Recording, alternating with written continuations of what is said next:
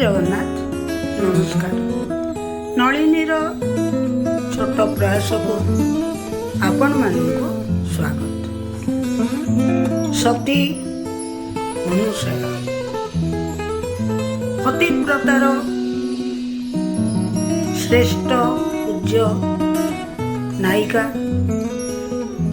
Jar नाम सनातन धर्म रे अमरा अक्षरे लिपिबद्ध हो रही। सती अनुसया थिले प्रबल तपस्विनी, धर्मपरायणा, अतिथि वत्सला, सर्वगुण संपन्ना थिले सती अनुसया। अनुसयांकर पतिव्रतार पराकाष्ठा देवता मानू थरहर कर से प्रकृति को आयत्त करी रखी पारिथिले। आज जानिबा सती अनुसयांकर जन्म, बाल्य जीवन, वैवाहिक जीवन और सतीत्वर अनेक प्रामाणिक कहानी। रामचंद्रंकर वनवास समय से चित्रकूट आश्रम रे अनेक वर्ष धरी रही। सेठारे माँ सती सहित माता सीता देवी साक्षात होइथिला। से अनेक धर्म उपदेश देइथिले, जहा सीता शेष जीवन पर्यंत अक्षर अक्षरे पालन करथिले। शेषरे जानिबा पतिव्रतार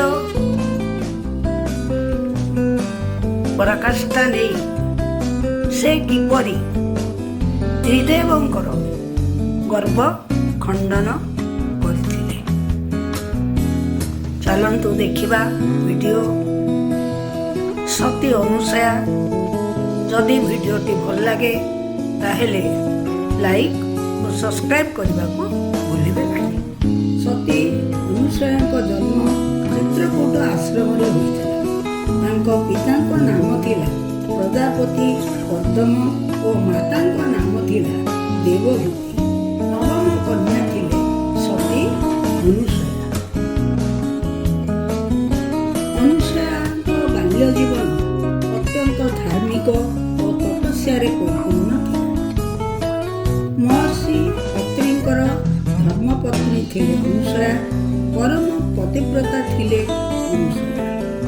चित्रकूट अरण्य जोथिरे प्रभु श्रीराम, लक्ष्मण, सीतांकर वनवासर अर्धेक समय कटाइले। यही आश्रम रे अनुसया सहित माता सीतांकर साक्षात होइतिला।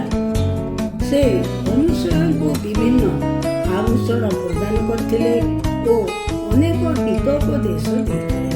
माता सीता को एक अम्लान वस्त्र प्रदान करथिले। सती अनुसयांकर प्रतिटी उपदेश माँ सीता सम्मान सह ग्रहण करथिले। अनुसयांक तीनोटी पुत्र थिले। दत्तात्रेय त्रिदेवंक प्रसन्नता जोगु विष्णुंकर अंश नहीं जन्म ग्रहण करथिले। ब्रह्मांकर अंशरे चंद्रमा और शंकरंक अंशरे महामुनि दुर्वासा जन्म होइथिले। तांकर एक कन्या थिला, तार नाम थिला ब्रह्मावादिनी। सतींकर पवित्रतार शक्तिर बल एते प्रखर थिला जे देवता माने प्रमाद गणुथिले। से प्रकृति को निज आयत्तरे रखि पारिथिले। तेणु चित्रकूटरे शीतल और शांत परिवेश लगी रही। सती अनुसया पतिव्रतार एक ज्वलंत उदाहरण जानिबा।